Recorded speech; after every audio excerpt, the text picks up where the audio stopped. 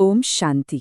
चलिए, आज हम 18 जनवरी 1975 की अव्यक्त मुरली के एक बहुत ही मीठे रूहानी निमंत्रण की गहराई को महसूस करते हैं।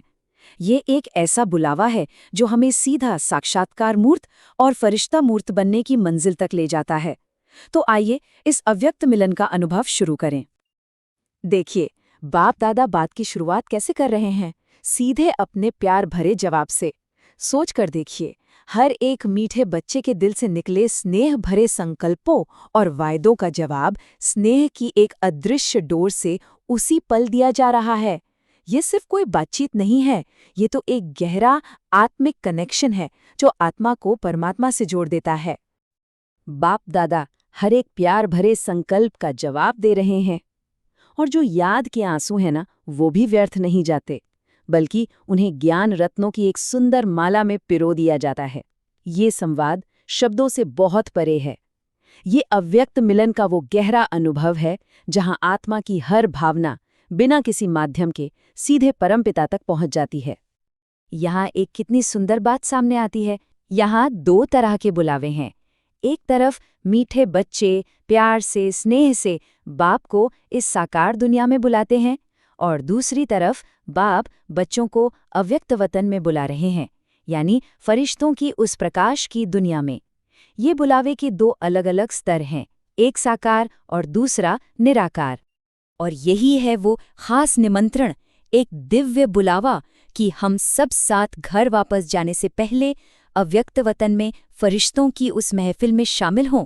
ये सिर्फ एक ख्याल नहीं, बल्कि एक रूहानी सभा का आह्वान है, जहां हर आत्मा अपने सबसे हल्के फरिश्ता मूर्त स्वरूप में होगी। अब ये सवाल सीधा हमसे है। अपने अंदर झांककर खुद से पूछना है, क्या ये फरिश्ता मूर्त बनने की चाह, ये अव्यक्त वतन का निमंत्रण सचमुच दिल को भाता है?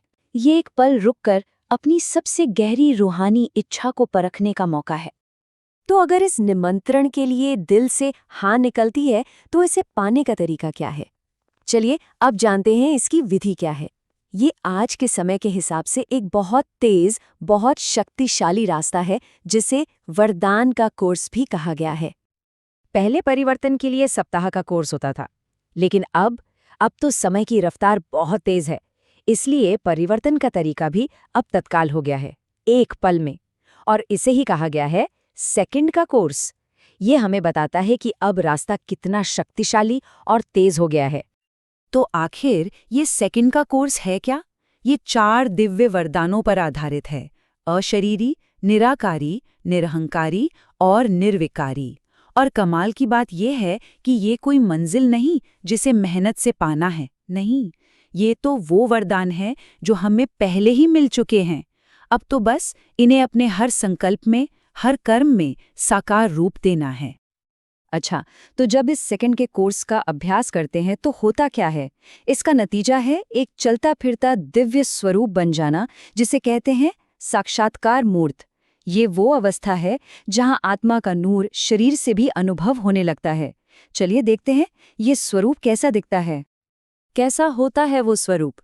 ऐसा कि जो भी देखे उसे मस्तक में आत्मा रूपी मणि चमकती हुई नजर आए, नैनों में एक रूहानी ज्वाला महसूस हो, और मुख से सिर्फ और सिर्फ वरदान और आशीर्वाद के बोल ही निकलें। अपनी आंतरिक स्थिति ही दूसरों के लिए एक जीता जागता अनुभव बन जाती है। चलिए अब एक और गहरी बात समझते हैं। चेतना की सबसे ऊंची अवस्था, जिसे मुरली में फर्स्ट क्लास कहा गया है। इस फर्स्ट क्लास में दाखिल होने के लिए, यानी रूहानी सफर में सबसे आगे रहने के लिए, एक खास डिग्री चाहिए। तो ये डिग्री किस चीज की है? सिर्फ ज्ञान की? नहीं, ये डिग्री है पवित्रता और योग के वरदानों को अपने जीवन में, अपने कर्मों में उतारने की। जो इन दो मुख्य वरदानों, पवित्र भव और योगी भव, को प्रैक्टिकल में नहीं लाता, वो इस फर्स्ट क्लास में प्रवेश नहीं कर सकता। और इस अवस्था को पाने के लिए सिर्फ आदतों को बदलना काफी नहीं है। बात इतनी गहरी है कि अपवित्रता और देहभान क्या होता है ये भी याद न रहे। जैसे कोई ऐसी भाषा जिसके बारे में हम कुछ नहीं जानते। मन में ये निश्चय हो जाए कि अपवित्रता या विस्मृति ये मेरे संस्कार थे ही नहीं।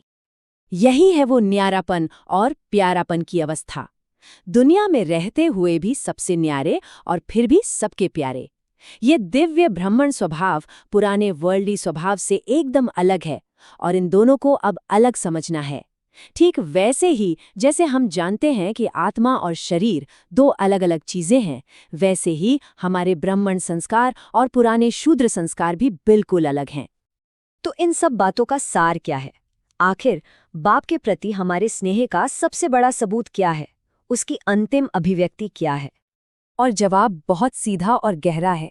लक्ष्य सिर्फ प्रेम करना नहीं है, बल्कि जिसे हम प्रेम करते हैं उसके जैसा बन जाना है।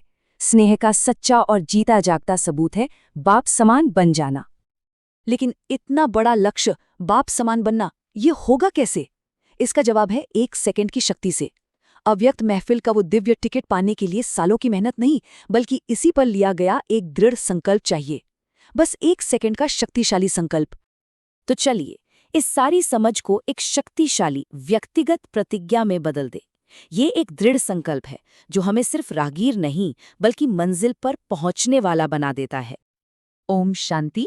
मुरली का अंतिम शक्तिशाली निर्देश भी यही है, बाप समान साक्षात्कार मूर्त बनो।